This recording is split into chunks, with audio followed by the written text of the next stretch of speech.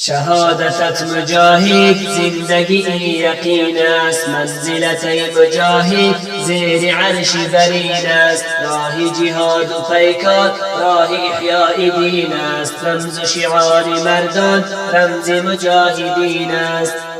هر کی مرد است و زنده با جهاد است، جان و سری خود به فدا نهاد است. با غیرت و شجاعت و دلیری در این راه شرف قدم نهاد است. هر کی مرد است و زنده با جهاد است، جان و سری خود به فدا نهاد است. با غیرت و شجاعت و دلیری در این راه شرف قدم نهاد است، در این راه شرف قدم نهاد است.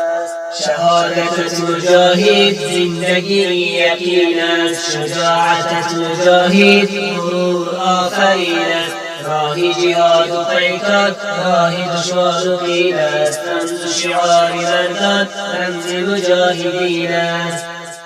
هر کی مرد است و زنده با نبرد است، دلش برای دینش پر ز درد است. پیمان و عهد بسته با معبودش، با کافران رابطه قطع کرده است.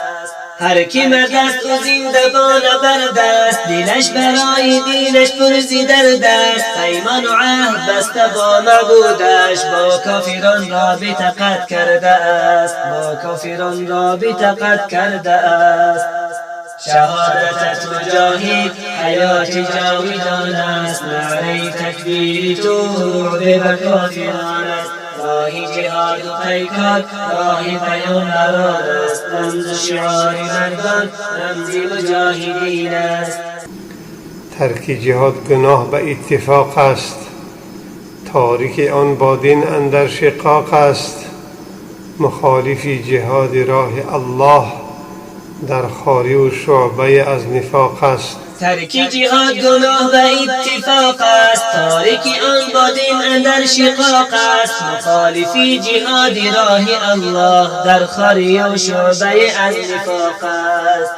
ترک جهاد گناه به اتفاق است، تارک آن با دین اندر شقاق است. مخالفی جهاد راه الله در خاری و شعبه از نفاق است، در خاری و شعبه از نفاق است. شهادت مجاهد حیات جاودان است، اندر نبردت شرک آزادی انسان است. راه جهاد و پیکار راه آزادگان است، رمز شعار مردان رمز مجاهدین است.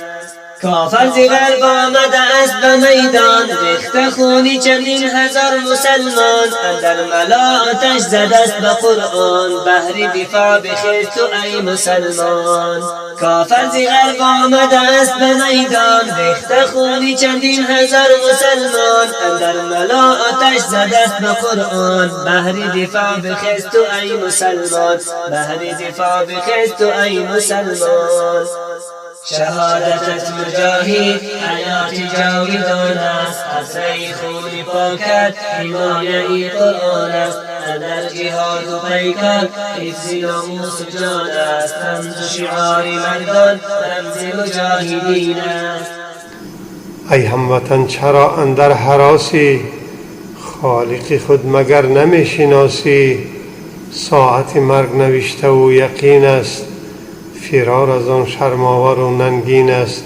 ای هموطن چرا اندر حراسی، خالق خود مگر نمیشناسی؟ ساعت مرگ نوشته و یقین است، فرار از آن شرم‌آور و ننگین است.